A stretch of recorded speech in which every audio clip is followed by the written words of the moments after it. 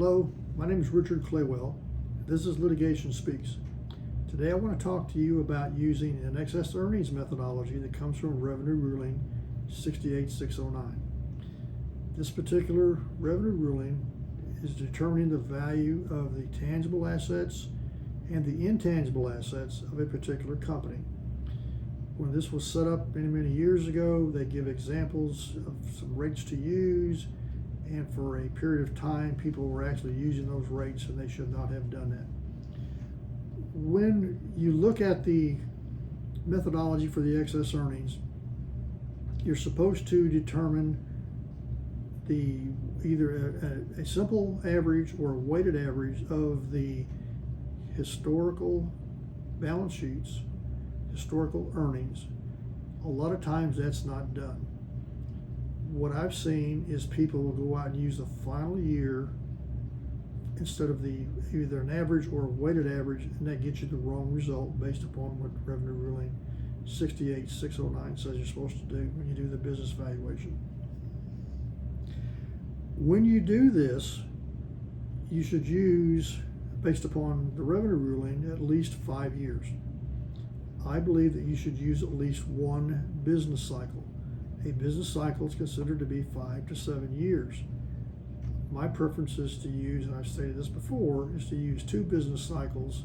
So try to get 10 years of data so you can see what's going on with the trending in the assets and the earnings of the particular company.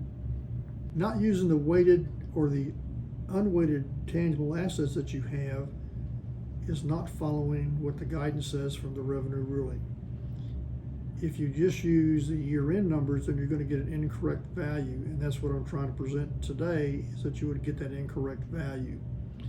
The problem for an attorney is when you look at these reports, a lot of times the expert does not give you the detail on how they actually made the calculations. So you don't know if they've used an average, weighted average, or a final year value to come up with the value of the company they're trying to arrive at.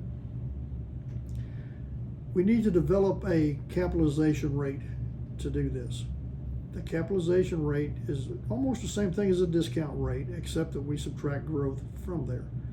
All of the information that we need to develop the discount rate and capitalization rate comes from public data, except for the company-specific risk. That's going to be a subjective number. There is no information out there that says specifically this is how you get the company-specific risk.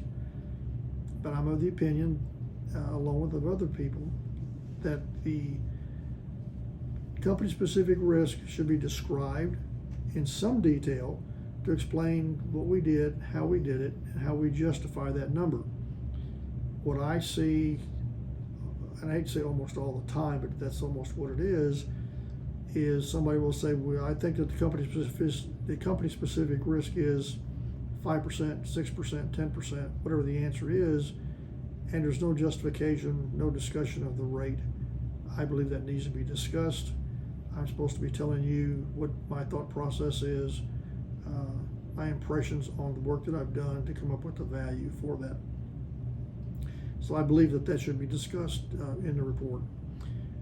When you do that, then what you want to do is you get a reasonable rate of return and figure out what the return on the assets are. Once we get the return on the assets, we subtract that from the tangible asset value. We get a preliminary number, and then we can determine what the goodwill value is. We add those two numbers together, and we get the total value of the company. As you can see, if you don't go out and use the weighted, unweighted values, you just use the final year historical numbers, you're not going to get what Revenue Ruling 68609 says you're supposed to do. That makes this not a generally accepted appraisal practice if you don't do the weighting or the unweighting of the assets that you have that are out there. Revenue Ruling 5960 also says that the information should not be used if there's better evidence available from which the value of the intangibles can be determined. So the question becomes, why would people use the excess earnings? It's relatively simple, not very reliable, but it's been used for years and years and years. So what's happened is that the methodology has been passed down from generation to generation. Attorneys have seen this for years and years and years. I believe the attorneys are comfortable using this. A lot of these attorneys have been elected to be a judge, so now the judges are used to seeing this. So then the question becomes, why are you not using this? Because this is what I've seen probably the majority of times in my career.